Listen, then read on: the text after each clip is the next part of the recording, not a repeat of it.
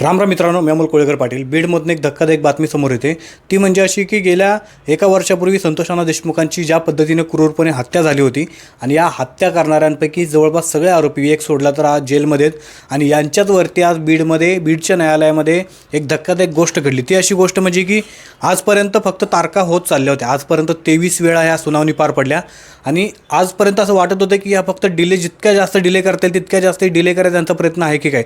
पण आज या सगळ्या आरोपींवरती दोष न्यायालयाने ठेवलेला आहे आणि त्यांच्या समक्ष संतोष अण्णा देशमुखांची जी हत्या यांनी केलेली हा घटनाक्रम सगळा वाचून दाखवला. आणि त्याच्यानंतर न्यायालयाने त्यांना प्रश्न विचारले की हा आरोप तुम्हाला मान्य आहे का.